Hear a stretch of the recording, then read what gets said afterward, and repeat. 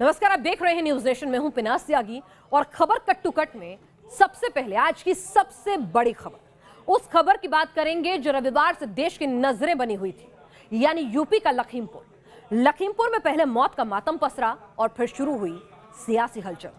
देश भर के कांग्रेसी नेता, यूपी के दूसरे दलों के नेता लखीमपुर पहुंचने को आमादा नजर आने लगे। लखीमपुर सुलग रहा था, लेकिन इससे पहले कि लखीमपुर की घटना पॉलिटिकल माइलेज का जरिया बन पाती, यूपी सरकार ने पीड़ित परिवार को इंसाफ दिया, मुआवजे के साथ मदद का ऐलान दिया। बीते 28 घंटों में क्या हुआ, कैसे हुआ और कैसे राजनीतिक रोटियां सेकने की कोशिश हुई, ग्राउंड जीरो से किस तरह से पूरी कवरेज आपको दिखाएंगे। कैसे सोशल मीडिया के जरिए राजनीति के अखाड़े का हथियार बनाने की कोशिश हुई। इस पूरे घटनाक्रम को, लखीमपुर की कहानी, लखीमपुर के लोगों और न्यूज नेशन के रिपोर्टर्स की जुबानी आप हकीकत जानिए और समझिए। सारे जो भी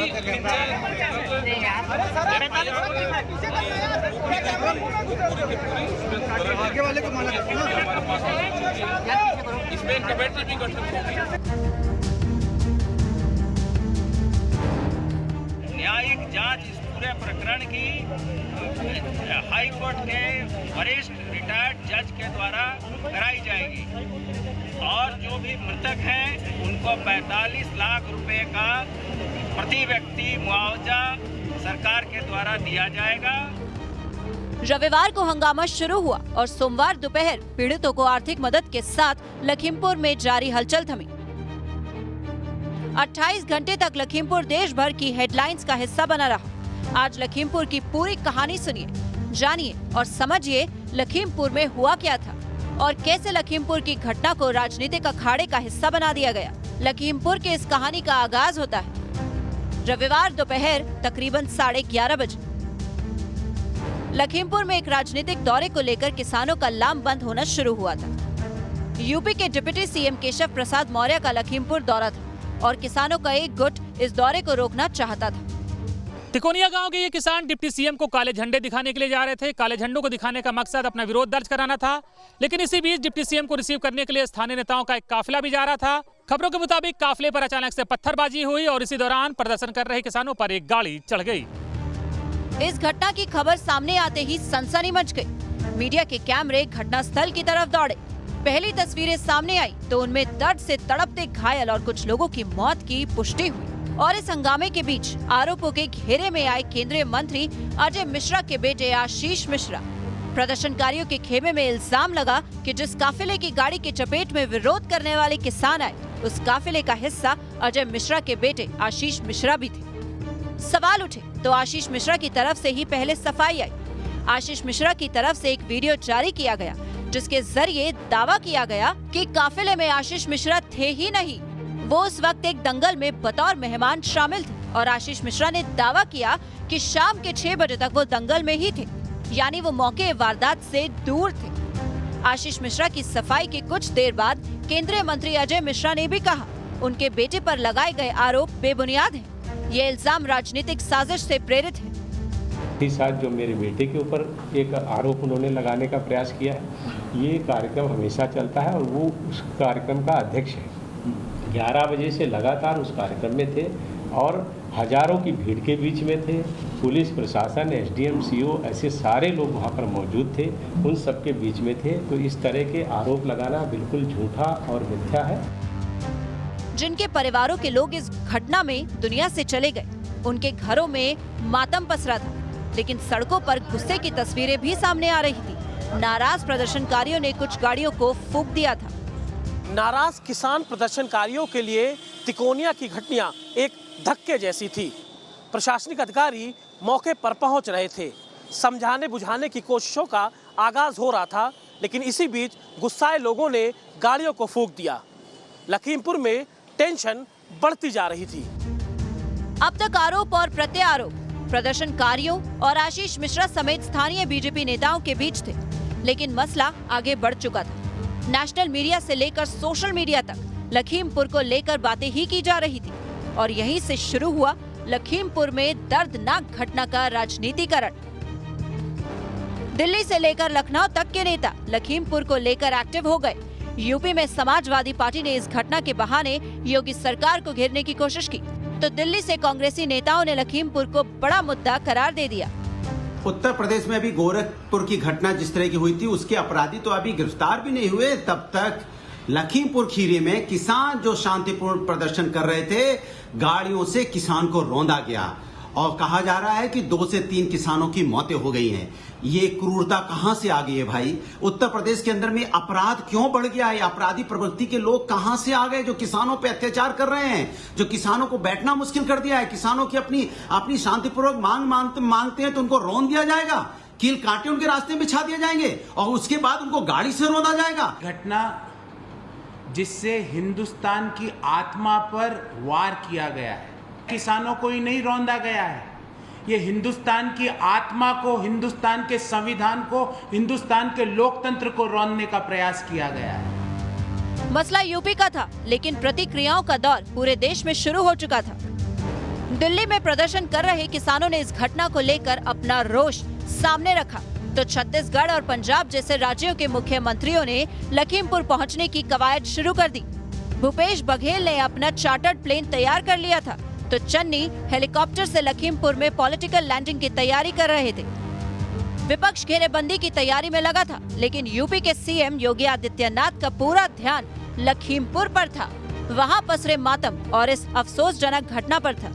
लग रहा था कि योगी को राजनीति से मतलब नहीं, उन्हें सिर्फ और सिर्फ लखीमपुर के पीड़ितों और उनको मिलने वाले न्याय की फिक्र थी। जिस वक्त विपक्ष बैठकर मुख्यमंत्री योगी आदित्यनाथ की सरकार को कटघरे में खड़ा करने का ताना बाना बुन रहा था, उस वक्त मुख्यमंत्री योगी आदित्यनाथ लखीमपुर में घटी घटना की पल पल की अपडेट ले रहे थे। कहीं मामला और बिगड़ न जाए, मौत से उठा गुस्सा किसी और घटना में बदल न जाए, यही वजह है कि मुख्यमंत्री योगी आदित्यनाथ ने उच्च अधिकारियों को लखीमपुर भेजने का फैसला किया। यही नहीं, मुख्यमंत्री ने यह निर्देश भी दिया कि किसी भी स्थिति में दोषियों को बख्शा न जाए। सरकार दोषियों को कानून के कटघरे तक लाना चाहती थी। उधर विपक्ष किसानों की आवाज उठाने का दम भर रहा था। इस बीच दीपेंद्र हुड्डा के साथ कांग्रेस नेता प्रियंका गांधी लखीमपुर के लिए निकली। संवेदनशील हालात संभालने के लिए धारा 144 लागू की गई थी। पुलिस भी प्रियंका गांधी को रोकने के लिए लखनऊ के इंटौजा टोल प्लाजा पर मौजूद थी, लेकिन प्रियंका गांधी का काफिला पुलिस की नजरों में नहीं आ रहा था। आखिरकार प्रियंका गांधी और उनके साथ मौजूद कांग्रेस नेता पुलिस को सीतापुर में मिले। जहां पुलिस ने रोकने की कोशिश की तो प्रियंका गांधी नाराज हो गई। ये क्या है? छोड़िए, क्या कर रहे हो? कुछ नहीं किया। ये गिरफ्तार कर रहे हो? ये क्या? ये क्या है? ये क्या कर रहे हैं आप? क्या है ये? आप सबका वीडियो बन रहा है, सुप्रीम कोर्ट ले जाएंगे आप सबको, आप सबको एक एक करके सुप्रीम कोर्ट ले जाएंगे आप सबको। हाथ उठा रहे हैं, हाथ उठा रहे हैं।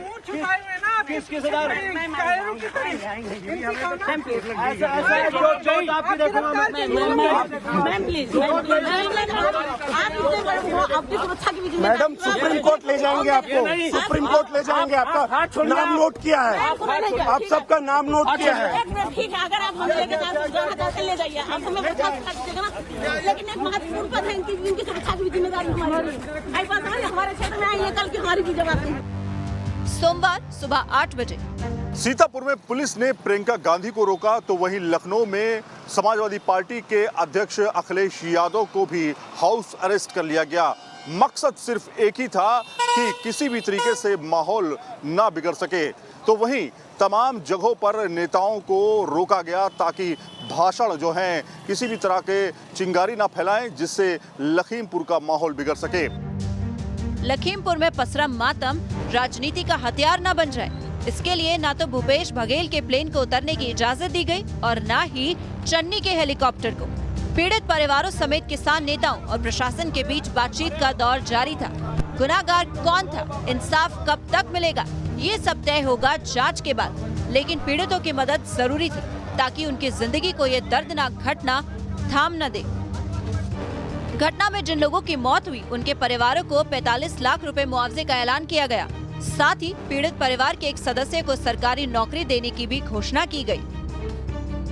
लखीमपुर में अब हालात शांत और स्थिर है। राजनीति से लेकर हर हलके में जिक्र जरूर है, लेकिन लगता है कि गुस्से और हिंसा का दौर अब दोबारा नहीं सिर उठाएगा। Team news nation. Lakhimpur Kheri हिंसा के बाद सियासत जोर शोर से चल रही है। इस बीच आज दिन में समाजवादी पार्टी के अध्यक्ष अखिलेश यादव के सामने पार्टी कार्यकर्ताओं ने एक दरोगा की पिटाई कर दी। दरअसल अखिलेश लखनऊ से लखीमपुर के लिए रवाना हो रहे थे तो पुलिस उनके रास्ते में आ गई, उन्हें आगे नहीं बढ़ने दी गया, जिससे समाजवादी पार्टी के कार्यकर्ता नाराज हो गए और पुलिस की टीम से उलझ गए।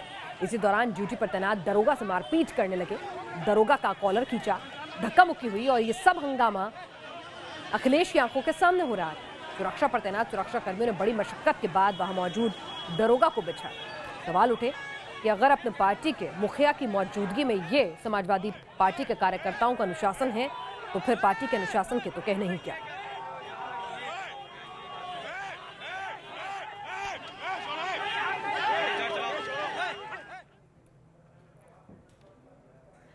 और अब अगली खबर कट्टू-कट की एक्सक्लूसिव रिपोर्ट देखिए, जो है तालिबान राज में सुलग रहे अफगानिस्तान से।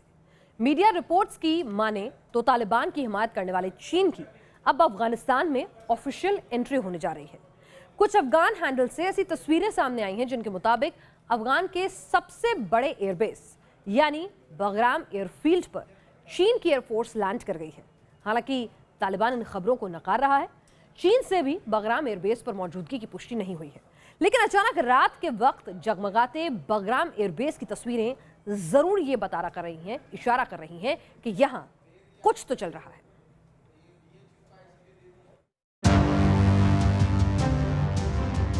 आपके टीवी स्क्रीन पर बाईं तरफ बगराम एयरबेस की वो तस्वीर है जो 30 अगस्त को अमेरिकी फौज के लौटने के बाद से 2 अक्टूबर तक कायम रही, और स्क्रीन पर दाईं तरफ वो तस्वीर है जो अचानक 3 अक्टूबर को सोशल मीडिया और कुछ मीडिया रिपोर्ट्स में सामने आई। इस तस्वीर में बगराम एयरबेस पर रोशनियां दिखाई दे रही थी। रात के अंधेरे में जगमगाते बगराम एयरबेस की तस्वीर सामने आते ही सोशल मीडिया पर हलचल मच गई। अफगानों से लेकर जियोपॉलिटिक्स पर लिखने समझने वाले हैंडल से ये तस्वीर शेयर की जाने लगी और अधिकतर ट्वीट्स में दावा किया गया था बगराम एयरबेस पर चीन के फाइटर जेट्स उतर चुके हैं। खबर थी तो कान खड़े करने वाली। आखिर दक्षिण एशिया के सबसे बड़े एयरफील्ड्स में से एक बगराम पर चीन का कब्जा कैसे हो गया, लेकिन खबर की पुष्टि कहीं से नहीं हो रही थी। शक की सुई घूमी तालिबान के एक बयान से। जैसे ही सोशल मीडिया पर यह तस्वीर शेयर होनी शुरू हुई तो तालिबान ने बिना पूछे बता दिया कि बगराम पर चीन के जेट नहीं उतरे हैं। मतलब सिर्फ 2, या तो तालिबान सफाई दे रहा था या फिर ड्रैगन की लैंडिंग को छिपा रहा था। इस खबर का सच जानने के लिए न्यूज़ नेशन ने सीधे उन लोगों से संपर्क साधा जो अब तक अफगानिस्तान में अपने सोर्सेज से जुड़े हुए हैं, और फिर सामने निकल कर आया बगराम पर चाइनीज लैंडिंग का सच। बगराम एयरपोर्ट जो 20 साल अमेरिका फौजी के पास था, अभी 2-3 दिन से चाइना फौजी के पास आया है। लोगों अपनी आंखों से एयरपोर्ट के अंदर बहुत सारे चाइना का वही जहाज़ देखा है, चाइना का फौजी देखा है, साथ साथ पाकिस्तानी फौजी भी हैं। बगराम एयरपोर्ट में एक आतंकवाद ग्रुप के पास, नेटवर्क के पास आता है। ये एशिया के लिए और पूरी दुनिया के लिए खतरा है। अगर इस दावे को सच माना जाए तो ये अफगानिस्तान में दूसरी बार विदेशी दखल का सबूत होगा। पहले पंजशीर की लड़ाई में पाकिस्तानी एयरफोर्स के शामिल होने की खबरें सामने आई थी, और अब बगराम एयरबेस पर पीएलए एयरफोर्स की मौजूदगी के दावे सामने आए। तालिबान की सरकार बनने से पहले ही चीन ने इस सरकार को मानो मान्यता दे दी थी, और हो सकता है कि बगराम एयरबेस चीन और तालिबान के बीच किसी नापाक डील का एक हिस्सा हो। इस शक की वजह है बगराम एयरबेस की सामरिक अहमियत। बगराम सिर्फ एक एयरबेस नहीं बल्कि पूरा फौजी किला है। बगराम एयरबेस के अंदर एक वक्त में 10,000 से ज्यादा फौजी रह सकते हैं। इन फौजियों के रहने के लिए यहाँ 700 से ज्यादा छोटी बड़ी इमारतें हैं। बगराम एयरबेस की हवाई पट्टियाँ ही 32 एकड़ में फैली हुई है, और यहाँ से एक बार में 5 विमान एक साथ उड़ान भर सकते हैं। इन विमानों को रखने के लिए एयरबेस पर 3 बड़े हैंगर हैं। इन हैंगर्स में ओवरग्राउंड और अंडरग्राउंड दोनों किस्म की फैसिलिटी है, यानी किसी हवाई हमले के दौरान विमानों को जमीन के नीचे भी सुरक्षित रखा जा सकता है। बगराम एयरफील्ड पर हेलीकॉप्टर के उड़ान के लिए 7 से 8 हेलीपैड भी हैं। जहां से ब्लैक हॉक, अपाचे और चिनूक जैसे हेलीकॉप्टर उड़ान भर सकते हैं। इस एयरबेस की सुरक्षा भी कड़ी है। इस एयरफील्ड के चारों तरफ 110 सुरक्षा दीवारें यानी घेरे हैं और इन घेरों को पार कर ही कोई बेग्राम एयरफील्ड के अंदर जा सकता है। बगराम एयरबेस पर एक जेल भी है जहां एक बार में 3000 से ज्यादा कैदियों को रखा जा सकता है। यानी बगराम एयरबेस पर इतनी फौज खड़ी की जा सकती है जो हुक्म मिलते ही एक थिएटर की लड़ाई अकेले लड़ सकती है। अगर वाकई तालिबान ने बगराम को चीन की एयरफोर्स के हाथों सौंप दिया है तो ये न सिर्फ भारत बल्कि रूस से लेकर मिडिल ईस्ट और पूर्वी यूरोप तक के लिए खतरे की घंटी है। Team news nation. और बात अयोध्या की दीपावली की। माता सीता का रोल निभाएंगी भाग्यश्री, बॉलीवुड के विलन शक्ति कपूर बनेंगे अहिरावण, सांसद मनोज तिवारी होंगे भगवान राम के दूत अंगद। कुछ ऐसी ही होने वाली है इस बार अयोध्या की भव्य रामलीला। पिछली बार देव दीपावली और फिर रामलीला के दौरान जगमगाते लेजर शो से बढ़ी थी रामनगरी अयोध्या की भव्यता, और इस बार योगी सरकार इस भव्यता को कई कदम आगे ले जा रही है।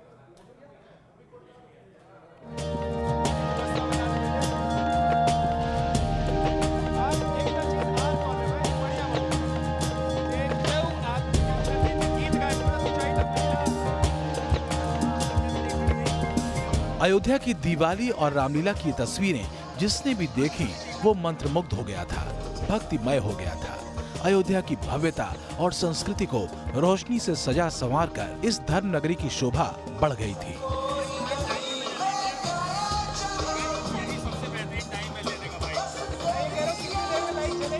इस बार भी योगी सरकार ने अयोध्या की दिवाली को मेगा दिवाली के तौर पर मनाने का प्लान तैयार कर लिया है। इस बार दुनिया देखेगी बॉलीवुड के सितारों से सजी अयोध्या की रामलीला, जिसमें बॉलीवुड के कलाकारों से लेकर लोक गायन के ऊंचे फनकार शामिल होंगे। ये मेरा सौभाग्य है कि मैं आ रही हूँ भगवान श्री राम की पावन धरती पर अयोध्या की रामलीला में सीता का किरदार निभाने। अयोध्या की रामलीला जो विश्व की सबसे बड़ी रामलीला है, तो देखना ना भूलिएगा अयोध्या की रामलीला। अयोध्या की इस सुपर रामलीला को लेकर सितारों के अंदर कितना उत्साह है ये भी आपको सुनाएंगे और दिखाएंगे, लेकिन पहले इस भव्य रामलीला की स्टारकास्ट देख लीजिए। बॉलीवुड अभिनेत्री भाग्यश्री माता सीता का रोल निभाएंगी। सांसद और भोजपुरी स्टार मनोज तिवारी बनेंगे वानर सेना के योद्धा अंगद। भगवान परशुराम की भूमिका में नजर आएंगे रवि किशन। बजरंग बली का किरदार निभाएंगे बिंदु दारा सिंह। पद्मश्री सम्मानित प्रसिद्ध लोक गायिका मालिनी अवस्थी माता शबरी के रोल में नजर आएंगे। रावण का रोल निभाएंगे शाहबाज खान। शक्ति कपूर बनेंगे अहिरावण। नारद मुनि का रोल निभाएंगे बॉलीवुड एक्टर असरानी। शानदार आवाज के मालिक रजा मुराद करेंगे कुंभकर्ण का रोल। अमिता नागिया करेंगी कैकेयी का रोल और प्रभु श्री राम की लीला सामने लेकर आएंगे राहुल बुच्चर। शक्ति कपूर ने तो काफी पहले ही अपने रोल पर काम कर लिया था और अब उनके डायलॉग अहिरावण के चरित्र और कहानी को बयां करेंगे। मैं शक्ति कपूर भगवान श्री राम की पवन धरती पर अयोध्या की रामलीला में अहिरावण का किरदार निभा से 15 अक्टूबर तक देखना न भूलें। अयोध्या की इस भव्य रामलीला का आयोजन भी भव्य अंदाज में किया जाएगा। न्यूज़ नेशन को मिली खबरों के मुताबिक अयोध्या की रामलीला का आयोजन पवित्र सरयू नदी के किनारे किया जाएगा और इसका लाइव प्रसारण भी किया जाएगा। अयोध्या से लेकर देश और दुनिया में हर राम भक्त को अब इंतजार है नवरात्रों का, जब 9 पवित्र दिन रामायण के कांड इस भव्यता के साथ दिखाए जाएंगे और श्रद्धालुओं को भक्ति से परिपूर्ण कर जाएंगे। Team news nation. तो देश की अहम खबरें आपने जान ली, अब देखते हैं वो तस्वीरें जो सुर्खियों में बनी दुनिया भर में।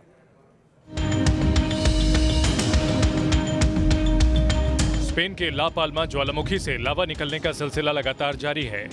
ये ज्वालामुखी पिछले 5 दिन से लगातार सुलग रहा है और अब भी रुक रुक कर ज्वालामुखी से लावे के फव्वारे निकल रहे हैं। ला पाल्मा के नजदीकी इलाकों को तकरीबन खाली करा लिया गया है। अब तक 80 से ज्यादा इमारतें जलते लावा की चपेट में आकर खाक हो चुकी हैं। मेक्सिको में एक बार फिर पब्लिक का गुस्सा सामने आया और राजधानी मेक्सिको सिटी जनता पुलिस के बीच संग्राम की गवाह बनी। दरअसल मेक्सिको में बढ़ती महंगाई और बेरोजगारी के चलते कई सिविल राइट ग्रुप सरकार के खिलाफ खड़े हो गए हैं और लगातार ऐसे टकरावों की तादाद बढ़ती जा रही है।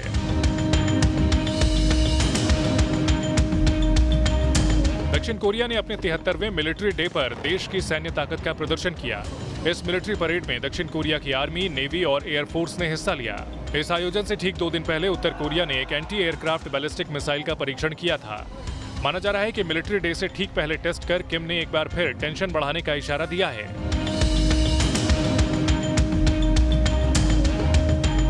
तुर्की ने पर्यटकों के लिए एक नया अंडर वाटर म्यूजियम खोल दिया है।